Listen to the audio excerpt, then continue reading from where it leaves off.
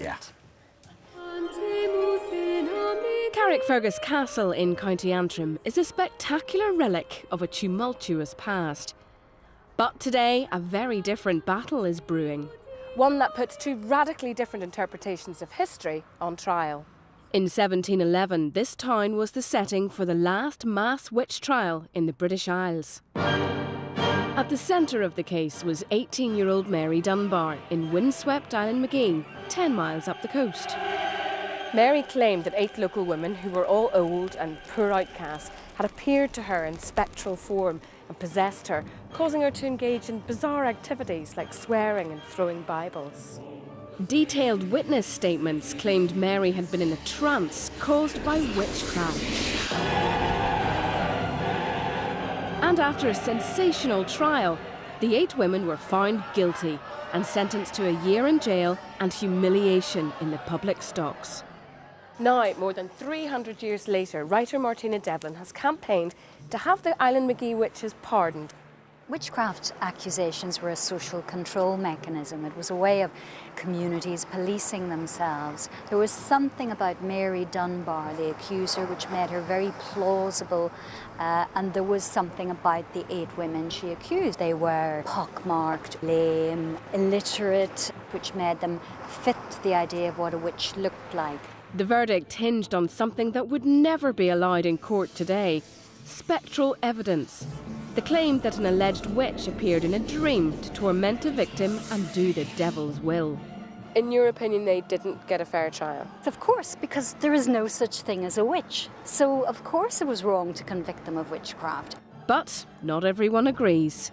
One historian says it's not quite as black and white as you may think. Dr. Andrew Snedden has studied the original legal documents here at Trinity College, Dublin.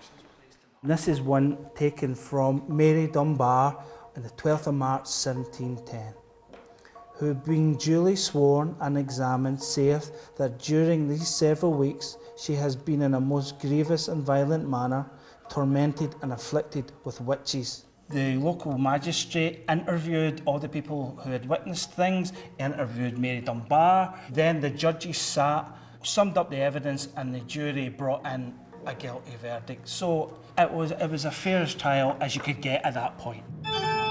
Today there is no criminal offence of witchcraft, but some still worry, like my final witness, Reverend David McElveen, a minister in the Free Presbyterian Church. Well, I honestly believe that there is a devil, which is a force of darkness and demonstrates itself through the lives of many people. So what does Reverend McElveen make of the trial verdict? I certainly would have found them guilty of behaviour that was leading to the breach of the peace, but to actually find them guilty of being witches, I would reserve judgment in that.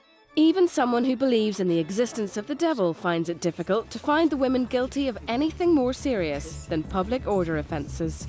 Time for a retrial, I think. Our one-show jury won't be recognised in the eyes of the law, but these are local people with opinions to express. Remember, you're considering the innocence or the guilt of the 8 Islandmagee women in terms of the evidence presented to the court, not whether witchcraft existed. Main arguments? She could identify these women without meeting them. Something was happening to her. Was she hysterical? How did Mary Dunbar know about all of these women? Only people present were the members of the clergy. They're guilty by accusation. Am I beginning to doubt myself? They can be found in any town. That's somebody getting at her. They were actually being tried by 12 men. We would never have survived. I think they're getting close. I think this might be it. Could we come to a vote, please?